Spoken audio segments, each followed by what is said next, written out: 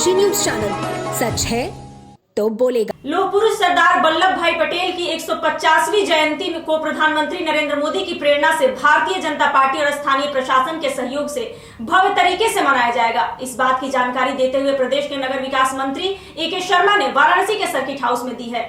बता दें कि मीडिया से बात करते हुए नगर विकास मंत्री ने बताया कि सरदार पटेल का व्यक्तित्व तो बहुत ही विराट था और उन्होंने एक भारत श्रेष्ठ भारत की परिकल्पना को साकार करते हुए पूरे देश को एक सूत्र में पिरोने का कार्य किया। यही कारण था कि प्रधानमंत्री नरेंद्र मोदी ने गुजरात की केवड़िया में विश्व की सबसे ऊंची सरदार पटेल की प्रतिमा को स्थापित करने का कार्य किया। आज सरदार पटेल के किए गए कार्यों से उनका स्मरण करने का वक्त आया है। इसके लिए 31 अक्टूबर को प्रदेश के विभिन्न स्थानों पर प्रभात फेरियां निकाली जाएगी और चित्रकला रंगोली प्रतियोगिता के साथ साथ अन्य कार्यक्रम भी किए जाएंगे, जिससे कि स्थानीय लोगों के साथ साथ पार्टी स्तर के लोग भी इन कार्यक्रमों में पूरी गर्मजोशी से भाग लेंगे।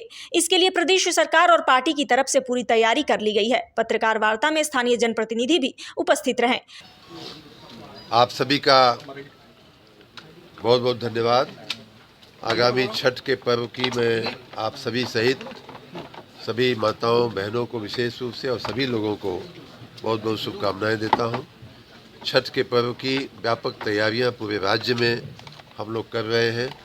सभी जगहों पे जहां भी छठ मनाई जाती है और जो भी क्षेत्र नगरीय निकाय में आते हैं उन सभी जगहों पे सुंदरतम व्यवस्था करने के लिए हमने कई सप्ताह पहले से अपने सभी नगर निकायों को सूचना दे रखी है। जहां तक बनारस की बात है, आप सबको मालूम है कि इस बार गंगा नदी में पानी विशेष रूप से ज़्यादा रहा है। कल मैं 80 घाट देखने भी गया था, अन्य भी कई जगह हम देख करके रात में आए और साफ साफ दिख रहा था कि नदी का पानी अभी बहुत हाल में ही उतरा है। आप अगर 80 घाट जाएंगे तो आपको स्वयं देख करके लगेगा कि पानी अभी अभी उतरा है। बहुत सी जगहों पे दलदल अभी भी है, ज़मीन कच्ची है, कई जगह ज़मीन हार्ड हुई है।